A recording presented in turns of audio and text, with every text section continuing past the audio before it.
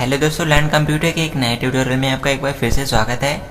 दोस्तों, हमने class 12 chapter number 1 जो कि है कंप्यूटर सॉफ्टवेयर, उसको पूरा कंप्लीट कर लिया है। आज के इस वीडियो में ये पार्ट नंबर 9 है और आज इस वीडियो में हम कंप्यूटर सॉफ्टवेयर चैप्टर से रिलेटेड कुछ इंपॉर्टेंट क्वेश्चन आंसर देखेंगे। तो इस वीडियो को पूरा ज़रूर देखिएगा। अगर आपने चैप्टर नहीं भी देखा होगा तो भी इस वीडियो के थ्रू आप उस पूरे चैप्टर को एक बार रिवाइज कर सकते हैं। तो सबसे पहले हम बात करेंगे कुछ मल्टीपल चॉइस क्वेश्चंस के बारे में, उसके बाद कुछ वेरी शॉर्ट क्वेश्चन, फिर शॉर्ट क्वेश्चन और उसके बाद कुछ लॉन्ग क्वेश्चंस के बारे में। तो ये वीडियो बहुत ही इंपॉर्टेंट है। अगर आपने चैप्टर नहीं पढ़ा है तो इस वीडियो को देखने के बाद आपको चैप्टर पढ़ने की कोई आवश्यकता नहीं पड़ेगी। इस चैप्टर में लगभग मैं सारे टॉपिक्स को कवर करा दूंगा। तो चलिए दोस्तों, स्टार्ट करते हैं आज का वीडियो। तो सबसे पहले बात कर लेते हैं मल्टीपल चॉइस क्वेश्चंस के बारे में। मगर दोस्तों, उससे पहले मैं आपको बता दूं कि इसमें जो टिक लगे हुए हैं, जैसे आप देख पा रहे हैं इसमें टिक लगे हैं, तो ये टिक इसलिए लगे हैं क्योंकि इस वीडियो को मैं पहले 2 बार रिकॉर्ड कर चुका हूँ, लेकिन उसमें बाई मिस्टेक आवाज़ रिकॉर्ड नहीं हुई थी। इसीलिए दोस्तों इसमें टिक पहले से लगे हुए हैं। फिर भी मैं आपको समझा दूंगा कि अगर ये आंसर आया है तो ऐसा क्यों आया है। तो चलिए दोस्तों, स्टार्ट करते हैं आज का ट्यूटोरियल। तो हमारा सबसे पहले जो क्वेश्चन है कि कंपाइलर पूरे प्रोग्राम को कोड करता है। ऑप्शन है एक साथ कोड करता है, एक एक लाइन कोड करता है, एक एक फंक्शन कोड करता है, या इनमें से कोई नहीं। तो आपका आंसर हो जाएगा एक साथ में कंपाइलर पूरे प्रोग्राम को कोड करता है। अब दोस्तों, कंपाइलर एक लैंग्वेज ट्रांसलेटर प्रोग्राम होता है जो कि हाई लेवल लैंग्वेज में लिखे गए प्रोग्राम को लो लेवल में कन्वर्ट करता है, या कहता हूँ मशीनी लैंग्वेज में कन्वर्ट करता है। जब हम लैंग्वेज ट्रांसलेटर प्रोग्राम्स को पढ़ रहे थे तो वहाँ मैंने आपको बताया था कंपाइलर पूरे प्रोग्राम को एक साथ में ही कन्वर्ट कर देता है। जो भी आपका हाई लेवल का प्रोग्राम होता है उसको पूरा एक साथ में स्कैन करता है और उसके बाद में उसको मशीनी लैंग्वेज में कन्वर्ट कर देता है। इसके बाद में दोस्तों हमारा अगला क्वेश्चन है कि एक पीसी में अधिकतर कितने ऑपरेटिंग सिस्टम हो सकते हैं। एक पर्सनल कंप्यूटर में आपके पास जो कंप्यूटर होता है, जो आप लैपटॉप या कंप्यूटर यूज़ करते हो, तो उसके अंदर आप मैक्सिमम कितने ऑपरेटिंग सिस्टम आप यूज़ कर सकते हैं।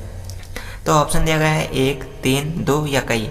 तो दोस्तों, आप अपने कंप्यूटर के अंदर, अपने लैपटॉप के अंदर एक टाइम में मात्र 2 ही ऑपरेटिंग सिस्टम यूज कर सकते हैं। और ये आप प्रैक्टिकल भी देख सकते हैं, मैंने प्रैक्टिकल भी किया था। तो एक टाइम में आप 2 ही ऑपरेटिंग सिस्टम को मैक्सिमम यूज कर सकते हैं। तीसरा अगर आप करते हैं तो आपका कंप्यूटर काम नहीं करेगा या फिर उसमें कुछ इश्यूज आ जाते हैं, कुछ बग्स आती हैं। तो इसलिए 2 ही ऑपरेटिंग सिस्टम ठीक ढंग से कार्य करते हैं। इसके बाद में दोस्तों अगला जो क्वेश्चन है हमारा, एंटीवायरस कैसा सॉफ्टवेयर है। ऑप्शन है system software, application software, utility software, या इनमें से कोई नहीं। तो आपका आंसर हो जाएगा यूटिलिटी सॉफ्टवेयर। अब ऐसा इसलिए क्योंकि अगर आप कंप्यूटर के अंदर एंटीवायरस नहीं भी यूज करते हैं तो भी आपका कंप्यूटर प्रॉपर काम करेगा, और अगर करते हैं तो ये कंप्यूटर के लिए एक प्लस पॉइंट हो जाएगा। अब यूटिलिटी सॉफ्टवेयर क्या होता है, मैंने आपको डेफिनेशन में बताया था कि यूटिलिटी सॉफ्टवेयर ऐसे सॉफ्टवेयर प्रोग्राम होते हैं जो कंप्यूटर में कुछ फीचर्स को ऐड कर देते हैं, कंप्यूटर को कुछ एडवांस बनाते हैं, कुछ एक्स्ट्रा बनाते हैं। तो एंटीवायरस हमारा एक यूटिलिटी सॉफ्टवेयर है। ये कंप्यूटर में एक फ़ीचर प्रोवाइड करता है जिसकी सहायता से कंप्यूटर में आने वाले वायरसेस को डिटेक्ट किया जा सकता है और उसको रिमूव किया जा सकता है। इसके बाद में दोस्तों हमारा अगला जो क्वेश्चन है कि भाषा अनुवादक प्रोग्राम के प्रकार होते हैं। लैंग्वेज ट्रांसलेटर प्रोग्राम के कितने सारे प्रकार होते हैं। ऑप्शन है 2, 3, 4 या 5। तो अगर आपने लैंग्वेज ट्रांसलेटर प्रोग्राम पढ़े होंगे तो आपको पता होगा लैंग्वेज ट्रांसलेटर प्रोग्राम 3 तरीके के होते हैं। एक होता है कंपाइलर, एक होता है असेंबलर, एक होता है इंटरप्रेटर। तो ये 3 प्रकार होते हैं, आपको इसके बारे में पता होना चाहिए। इसके बाद में दोस्तों हमारा अगला क्वेश्चन है कि MS ऑफिस कैसा सॉफ्टवेयर है। माइक्रोसॉफ्ट ऑफिस कैसा सॉफ्टवेयर है। सिस्टम सॉफ्टवेयर है, एप्लीकेशन है, यूटिलिटी है, या सभी। आपका राइट आंसर हो जाएगा एप्लीकेशन सॉफ्टवेयर है, क्योंकि इसकी सहायता से आप अपने डॉक्यूमेंट क्रिएट करते हो, अपना काम करते हो, तो इसीलिए एप्लीकेशन सॉफ्टवेयर हो जाएगा। इसके बाद में दोस्तों हमारा अगला क्वेश्चन है कि वेब ब्राउज़र किस प्रकार का सॉफ्टवेयर है। पहला system software, utility software, application software, या इनमें से कोई नहीं। आपका आंसर हो जाएगा यूटिलिटी सॉफ्टवेयर। अब दोस्तों कोई एप्लीकेशन सॉफ्टवेयर नहीं है क्योंकि आप इसके अंदर कोई काम नहीं करते, और ये सिस्टम भी नहीं है क्योंकि ये कब किसी हार्डवेयर को कंट्रोल नहीं करता। तो आंसर आपका बचा यूटिलिटी। ये यूटिलिटी सॉफ्टवेयर हो जाएगा, और इस सॉफ्टवेयर की सहायता से आप अपने कंप्यूटर में इंटरनेट को एक्सेस करते हैं, तो आपको इसके बारे में भी पता होगा। तो इसीलिए ये हमारा यूटिलिटी सॉफ्टवेयर का एग्जाम्पल हो जाएगा। इसके बाद में अगला क्वेश्चन है कि एप्लीकेशन सॉफ्टवेयर के कितने प्रकार होते हैं।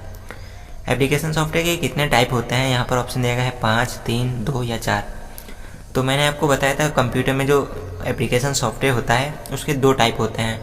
एक होता है हमारा जनरल पर्पज़ एप्लीकेशन सॉफ्टवेयर, दूसरा होता है हमारा स्पेशल पर्पज़ एप्लीकेशन सॉफ्टवेयर।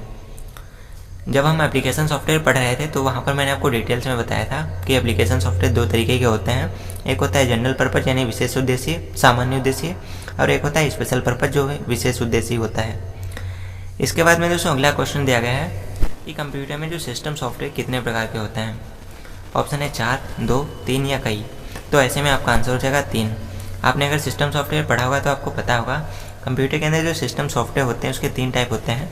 एक होता है सिस्टम मैनेजमेंट, एक होता है सिस्टम सपोर्ट, एक होता है सिस्टम डेवलपमेंट। तो ये 3 हमारे सिस्टम सॉफ्टवेयर के टाइप होते हैं। इसके बाद में दोस्तों अगला क्वेश्चन दिया गया है कि कंप्यूटर का शारीरिक भाग क्या कहलाता है। कंप्यूटर का जो फिजिकल स्ट्रक्चर होता है वो क्या कहलाता है। ऑप्शन दिया गया है हार्डवेयर, सॉफ्टवेयर, CPU या फिर प्रोग्राम।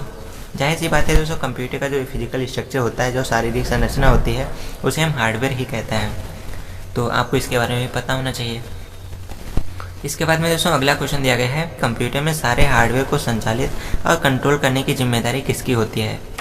ऑप्शन दिया गया है सिस्टम सॉफ्टवेयर की, यूटिलिटी सॉफ्टवेयर की, एप्लीकेशन सॉफ्टवेयर की या CPU की। मैंने आपको स्टार्टिंग में ही बताया था कि सिस्टम सॉफ्टवेयर की परिभाषा होती है कि ऐसे कंप्यूटर प्रोग्राम जिनका इस्तेमाल किया जाता है कंप्यूटर के समस्त हार्डवेयर को संचालित और उसे ऑपरेट करने के लिए, उसे कंट्रोल करने के लिए, तो उन सॉफ्टवेयर को हम सिस्टम सॉफ्टवेयर कहते हैं।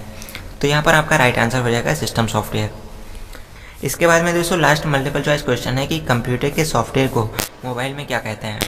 आप अपने कंप्यूटर में जो सॉफ्टवेयर यूज़ करते हो, अगर उन्हीं सॉफ्टवेयर को या उनमें से कोई भी सॉफ्टवेयर अगर आप अपने स्मार्टफोन में यूज़ करते हो या फिर आप स्मार्टफोन में जितने भी सॉफ्टवेयर यूज़ करते हो तो उनको क्या कहते हैं। ऑप्शन है आइकन, ऐप्स, लोगो या फोल्डर। तो अगर आप स्मार्टफोन यूज किए होंगे तो आपको पता होगा आपके कंप्यूटर में जो भी एप्लीकेशंस होते हैं उनको आप ऐप्स बोलते हैं। तो इस तरीके से हमारा आंसर हो जाएगा ऐप्स। तो यहाँ पर हमारे MCQ टाइप क्वेश्चन खत्म हो जाते हैं। चलिए बात कर लेते हैं कुछ वेरी शॉर्ट टाइप क्वेश्चंस के बारे में, और इसके बाद में बात करेंगे कुछ लॉन्ग क्वेश्चंस के बारे में। सो वेरी शॉर्ट क्वेश्चन में हमारा पहला क्वेश्चन है कि भाषा अनुवादक प्रोग्रामों की आवश्यकता क्यों पड़ती है।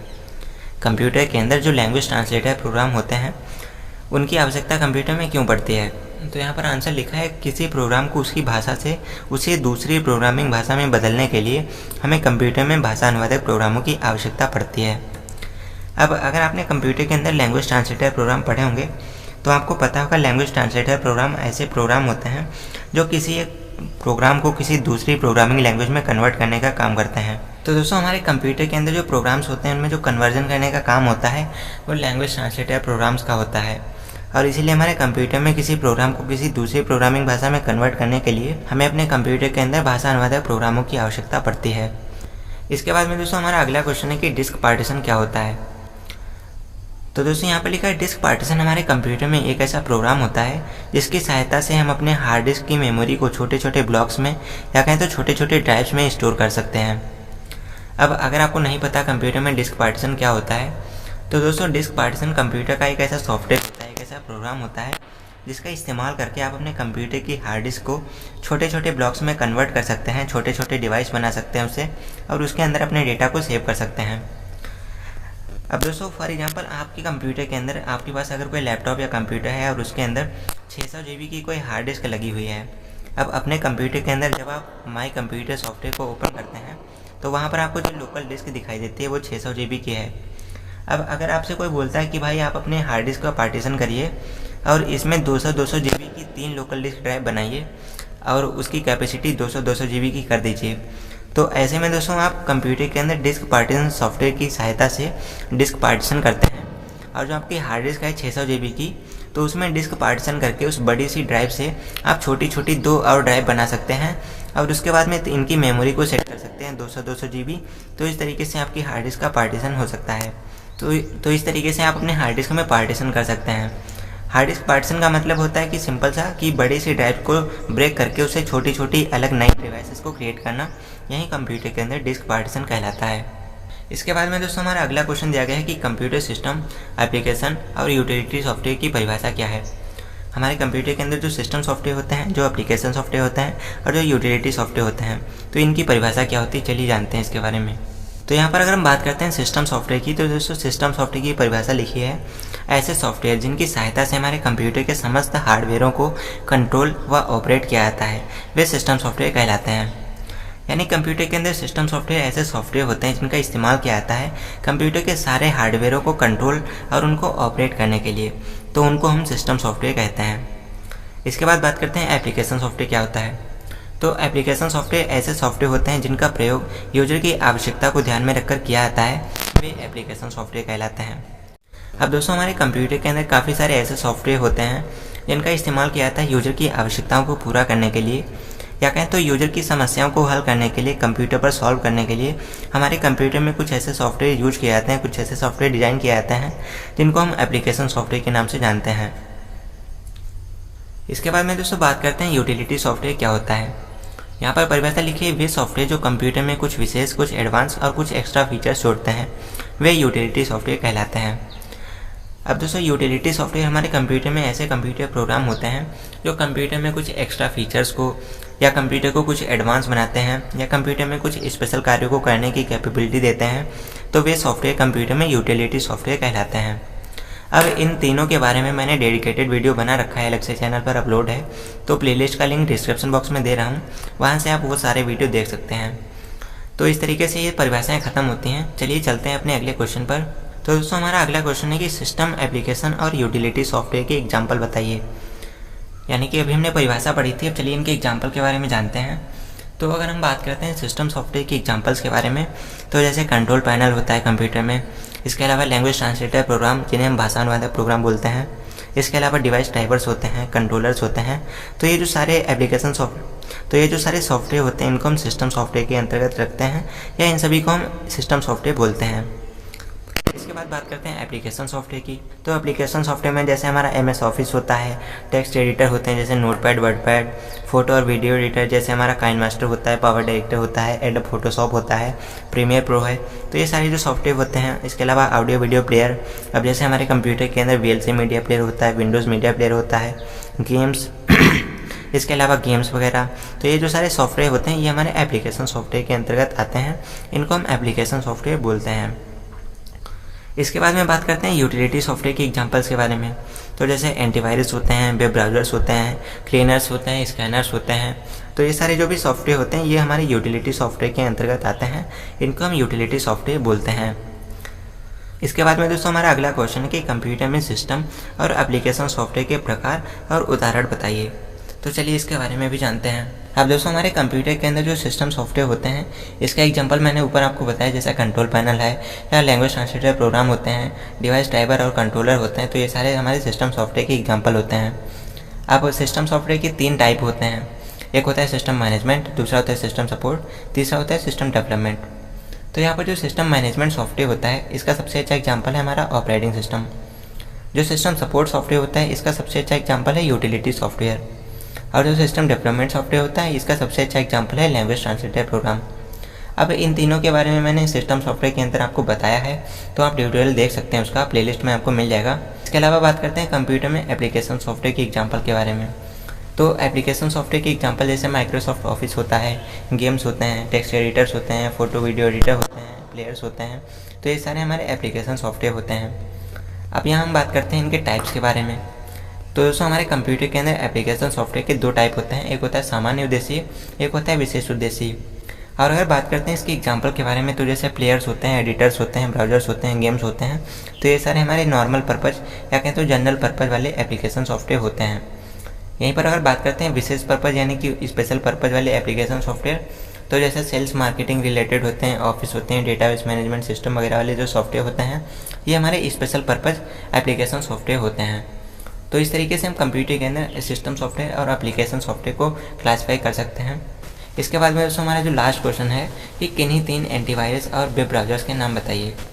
इनके बारे में भी आपको पता होना ही चाहिए कि एंटीवायरस के एग्जांपल्स, वेब ब्राउज़र के एग्जांपल।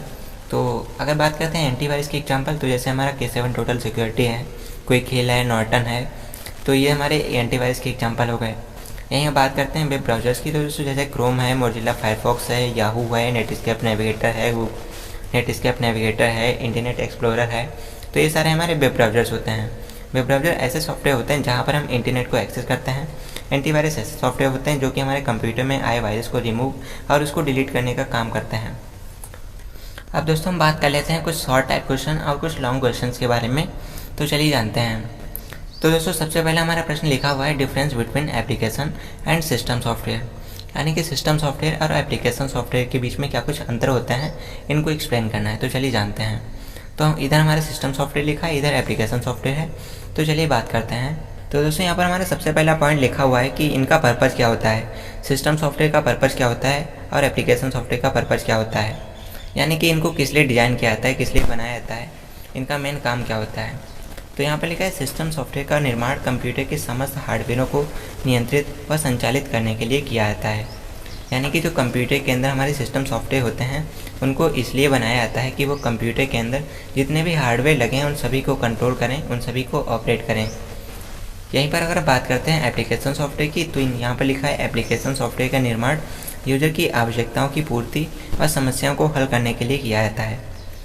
अब दोस्तों कंप्यूटर के अंदर जो एप्लीकेशन सॉफ्टवेयर होते हैं उनको इसलिए डिज़ाइन किया जाता है, इसलिए बनाया जाता है कि यूजर की जो भी आवश्यकताएं हैं उनकी पूर्ति करेगा, यूजर की जो समस्याएं हैं उनको हल करेगा। तो इसलिए कंप्यूटर के अंदर एप्लीकेशन सॉफ्टवेयर का इस्तेमाल किया जाता है।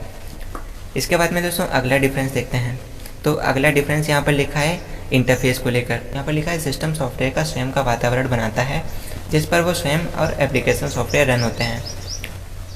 यानी कि दोस्तों कंप्यूटर के अंदर जो सिस्टम सॉफ्टवेयर होते हैं ये खुद का अपना इंटरफेस क्रिएट करते हैं और उसी इंटरफेस पर ये रन होते हैं। इसके साथ में जो एप्लीकेशन सॉफ्टवेयर होते हैं वो भी इसी के बनाए गए इंटरफेस पर काम करते हैं, रन होते हैं। अगर बात करें एप्लीकेशन सॉफ्टवेयर की, तो यहाँ लिखा है एप्लीकेशन सॉफ्टवेयर सिस्टम सॉफ्टवेयर के द्वारा बनाए गए वातावरण में रन होते हैं। इनका खुद का कोई इंटरफेस नहीं होता है। हमारे कंप्यूटर के अंदर जो भी एप्लीकेशन सॉफ्टवेयर्स होते हैं इनका खुद का इंटरफेस नहीं होता है। ये जब भी रन होते हैं तो ये सिस्टम सॉफ्टवेयर के बनाए गए इंटरफेस पर आकर के रन होते हैं।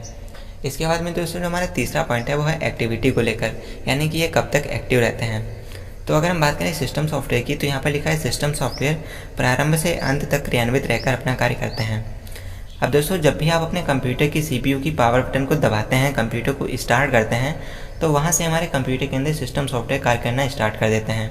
और जब तक आपका कंप्यूटर चालू रहता है, जब तक आप इसको प्रॉपर बंद नहीं कर देते, तब तक आपके कंप्यूटर के अंदर सिस्टम सॉफ्टवेयर काम करते रहते हैं, चलते रहते हैं। लेकिन अगर हम बात करते हैं एप्लीकेशन सॉफ्टवेयर की, तो यहाँ पर लिखा है एप्लीकेशन सॉफ्टवेयर को यूजर आवश्यकता न होने पर कभी भी बंद कर सकता है।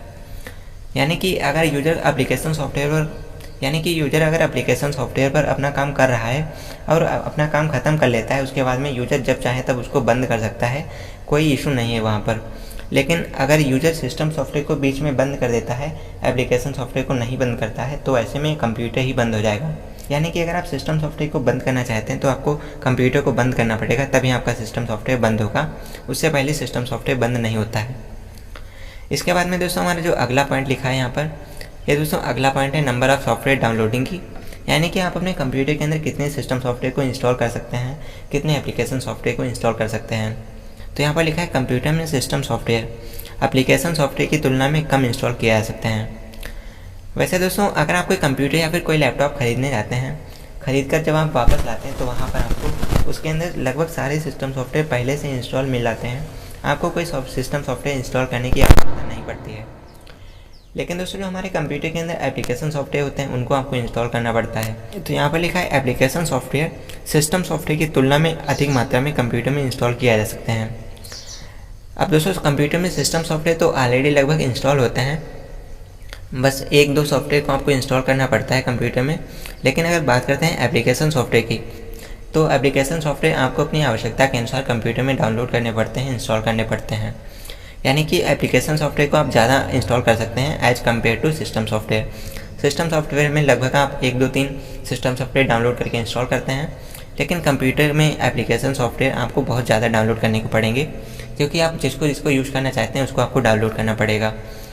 तो इस तरीके से दोस्तों हम कंप्यूटर के अंदर सिस्टम सॉफ्टवेयर और एप्लीकेशन सॉफ्टवेयर के बीच में डिफरेंस को क्लियर कर सकते हैं। इसके बाद में चलिए दोस्तों चलते हैं अपने अगले क्वेश्चन पर, जो कि हमारा लिंकर और लोडर, इन दोनों की परिभाषा लिखी है। तो लिंकर और लोडर क्या होता है, चलिए इसके बारे में भी जानते हैं। तो अगर हम बात करते हैं लिंकर की, तो यहाँ पर लिखा है भाषा अनुवादक प्रोग्राम के द्वारा, यानी कि लैंग्वेज ट्रांसलेटर प्रोग्राम के द्वारा प्राप्त ऑब्जेक्ट कोड को, जो हमें ऑब्जेक्ट कोड मिलता है उस ऑब्जेक्ट कोड को लाइब्रेरी फंक्शन के रूप में, लाइब्रेरी फंक्शन के साथ में जोड़कर एग्जीक्यूटेबल फाइल का निर्माण लिंकर प्रोग्राम के द्वारा किया जाता है। यानी कि लिंकर क्या करता है, एग्जीक्यूटेबल फाइल का निर्माण करता है। और यह एग्जीक्यूटेबल फाइल कैसे बनती है? लैंग्वेज ट्रांसलेटर प्रोग्राम के द्वारा ऑब्जेक्ट कोड प्राप्त होता है और उसको प्रोग्राम में फाइल फंक्शनों के साथ में जोड़ा जाता है, तब हमारी एग्जीक्यूटेबल फाइल बनती है। इसके बाद में दोस्तों लिखा है लिंकर प्रोग्राम में उपस्थित सभी फंक्शनों को ढूंढकर तथा मेमोरी से लिंक करके उसे ऑब्जेक्ट फाइल के साथ में जोड़कर एग्जीक्यूटेबल फाइल का निर्माण करता है। बहुत सिंपल सी बात है दोस्तों, कंप्यूटर में उपस्थित जितने भी फंक्शन होते हैं उन सभी को सर्च करता है और मेमोरी से लिंक करके उसे ऑब्जेक्ट फाइल के साथ में जोड़ देता है और उससे एग्जीक्यूटेबल फाइल का निर्माण करता है, वही हमारा लिंकर होता है। इसके बाद में बात करते हैं लोडर क्या होता है। तो यहाँ पर लिखा है लोडर उस एग्जीक्यूटेबल फाइल को हार्ड डिस्क से प्राप्त कर मेमोरी में रन करने का कार्य करता है। यानी कि लिंकर जिस एग्जीक्यूटेबल फाइल का निर्माण करता है तो लोडर उसी एग्जीक्यूटेबल फाइल को हार्ड डिस्क से प्राप्त करके मेमोरी में रन करने का कार्य करता है, उसे हम लोडर कहते हैं। यहाँ आगे लिखा है यहाँ लोडर का मुख्य कार्य फाइल को मेमोरी में रन कराना होता है। लिंकर का काम होता है कि एग्जीक्यूटेबल फाइल का निर्माण करना और लोडर का काम होता है कि फाइल को मेमोरी में रन करना। तो इस तरीके से हमारे कंप्यूटर के अंदर लिंकर और लोडर काम करते हैं। इसके बाद में चलिए चलते हैं अपने अगले क्वेश्चन पर। इसके बाद में दोस्तों हमारा अगला क्वेश्चन है कि डिस्क पार्टीशन और डेटा कंप्रेशन क्या होता है। चलिए इसके बारे में भी जानते हैं। तो सबसे पहले हम बात करते हैं डिस्क पार्टीशन के बारे में। तो ऊपर मैंने आपको बताया था कि कंप्यूटर में इस प्रोग्राम की सहायता से हार्ड डिस्क में लॉजिकल डिस्क का निर्माण किया जाता है। ऊपर बहुत अच्छे से बताया था कि हार्ड डिस्क को पार्टीशन करने का मतलब है, तो इसका सिंपल सा मतलब है कि बड़ी सी ड्राइव को ब्रेक करके उससे छोटी छोटी नई लोकल डिस्क ड्राइव का निर्माण करना ही कंप्यूटर के अंदर डिस्क पार्टीशन कहलाता है। अगर बात करते हैं डेटा कंप्रेशन की कि डेटा कंप्रेशन क्या होता है, तो यहाँ पर लिखा है कंप्यूटर में इस प्रोग्राम की सहायता से किसी बड़ी फाइल को छोटे रूप में बदलकर आउटपुट दिया जाता है। डेटा कंप्रेशन का सिंपल सा मतलब है कि जो डेटा है उसको कंप्रेस कर देना, बड़े से डेटा को छोटे से डेटा में कन्वर्ट कर देना, या कहें तो बड़ी सी फाइल को छोटी सी फाइल में कन्वर्ट कर देना और कन्वर्ट करके आउटपुट देना कंप्यूटर में डेटा कंप्रेशन कहलाता है। इसके बाद में दोस्तों जो आज का हमारा सबसे लास्ट क्वेश्चन है, लैंग्वेज ट्रांसलेटर प्रोग्राम के प्रकारों के कार्य बताइए। यानी कि कंप्यूटर में जो लैंग्वेज ट्रांसलेटर प्रोग्राम होते हैं उनके प्रकार और उनके कार्य बताइए। तो चलिए इसके बारे में भी जानते हैं। तो सबसे पहले तो आपको पता होना चाहिए कंप्यूटर में भाषा अनुवादक प्रोग्राम क्या होते हैं, यानी कि लैंग्वेज ट्रांसलेटर क्या होते हैं। तो दोस्तों कंप्यूटर में लैंग्वेज ट्रांसलेटर ऐसे प्रोग्राम होते हैं जो किसी प्रोग्राम को किसी दूसरी प्रोग्रामिंग भाषा में बदलने का कार्य करते हैं। और दोस्तों ये जो कन्वर्जन होती है एक प्रोग्राम से दूसरे प्रोग्राम में, तो इसी कन्वर्जन को करने का काम लैंग्वेज ट्रांसलेटर प्रोग्राम करते हैं। लैंग्वेज ट्रांसलेटर प्रोग्राम को हिंदी में भाषा अनुवादक प्रोग्राम बोला जाता है। इसके बाद में दोस्तों बात करते हैं कि इनके टाइप्स के बारे में। तो ये 3 तरीके के होते हैं, एक होता है असेंबलर, एक होता है कंपाइलर, एक होता है इंटरप्रेटर। तो चलिए इन तीनों के बारे में जान लेते हैं। तो सबसे पहले तो हम बात करते हैं असेंबलर क्या होता है। ये असेंबली भाषा में बने प्रोग्राम को मशीनी भाषा में परिवर्तित करता है। यानी कि जो असेंबली लैंग्वेज में हम लोग प्रोग्राम्स को डिज़ाइन करते हैं उन प्रोग्राम्स को मशीनी लैंग्वेज में कन्वर्ट करने का काम असेंबलर करता है। इसकी तो बहुत सिंपल सी डेफिनेशन है, इसका कोई कार्य भी नहीं है, बस इतना सा काम है कि असेंबली लैंग्वेज में जो प्रोग्राम लिखा गया है उसको मशीनी लैंग्वेज में कन्वर्ट करे। मशीनी लैंग्वेज क्या होती है? जो बाइनरी लैंग्वेज होती है जिसमें हम लोग 0 और 1 बोलते हैं, तो उसी 0 और 1 को हम कंप्यूटर में मशीनी लैंग्वेज बोलते हैं। तो मशीनी लैंग्वेज में कन्वर्ट करने का काम हमारा असेंबलर करता है, असेंबली लैंग्वेज से मशीनी लैंग्वेज में। इसके बाद में बात करते हैं कंपाइलर के बारे में।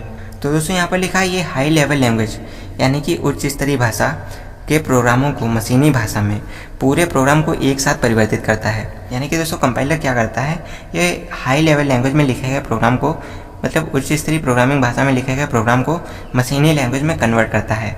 इसके साथ में ये पूरे प्रोग्राम को एक साथ में परिवर्तित करता है। यानी कि आपका जितना बड़ा प्रोग्राम होता है तो उस पूरे प्रोग्राम को एक साथ में स्कैन करता है और उसको मशीनी लैंग्वेज में कन्वर्ट करता है। ये उच्च स्तरीय भाषा यानी कि हाई लेवल लैंग्वेज क्या होती है, तो जैसे हमारी C++ है, जावा है, HTML है, ये हमारी हाई लेवल वाली लैंग्वेज होती हैं। तो इनको कन्वर्ट कर देता है मशीनी लैंग्वेज में और पूरे प्रोग्राम को एक साथ कन्वर्ट करता है। तो आपको ध्यान रखना है कि पूरे प्रोग्राम को एक साथ कन्वर्ट करने का काम कंपाइलर का होता है। इसके बाद में बात करते हैं इंटरप्रेटर क्या होता है। तो यहाँ पर लिखा है ये लो लेवल लैंग्वेज के प्रोग्रामों को, लो लेवल लैंग्वेज मतलब निम्न स्तरीय भाषा, जैसे हमारी मशीनी लैंग्वेज होती है या फिर C लैंग्वेज है, इसके अलावा बेसिक लैंग्वेज जो होती है, तो इन लैंग्वेज के प्रोग्रामों को लाइन से मतलब लाइन बाई लाइन चेक करता है और फिर उसके बाद उसको मशीनी लैंग्वेज में कन्वर्ट करता है। तो इंटरप्रेटर क्या करता है, इंटरप्रेटर लो लेवल लैंग्वेज में लिखे गए प्रोग्राम को मशीनी लैंग्वेज में कन्वर्ट करता है। कंपाइलर हाई लेवल के प्रोग्राम को मशीनी लैंग्वेज में कन्वर्ट करता है। कंपाइलर का काम होता है कि पूरे प्रोग्राम को एक साथ में कन्वर्ट करता है। इंटरप्रेटर का काम होता है कि प्रोग्राम की एक एक लाइन को चेक करके उसको मशीनी भाषा में कन्वर्ट करता है। एक एक लाइन को चेक करने का सिंपल सा मतलब है कि पहले प्रोग्राम की एक लाइन को चेक करता है, अगर वो सही है तो उसको कन्वर्ट कर देगा, फिर दूसरी को पूरी चेक करेगा, फिर सही है तो कन्वर्ट कर देगा, तीसरी को चेक करेगा, फिर तीसरी को चेक करेगा, सही है तो कन्वर्ट कर देगा, और फिर चौथी को चेक करेगा। अगर चौथी में कोई गलती निकल आती है तो पहले उस गलती को सुधारने के लिए यूजर को कहेगा कि पहले उस गलती को सुधारो, उसके बाद प्रोग्राम को आगे रन करूँगा, उसको कन्वर्ट करूँगा। जब गलती सही हो जाती है तो उसके बाद में उस लाइन को वो स्कैन करता है, फिर प्रोग्राम को आगे बढ़ाता है, उसके बाद फिर अगली लाइन को स्कैन करता है। तो इस तरीके से हमारा इंटरप्रेटर काम करता है। आई होप यहाँ तक आपको क्लियर हो गया होगा। तो दोस्तों, इस तरीके से हम कंप्यूटर सॉफ्टवेयर चैप्टर से रिलेटेड सारे इंपॉर्टेंट क्वेश्चन आंसर को कर चुके हैं।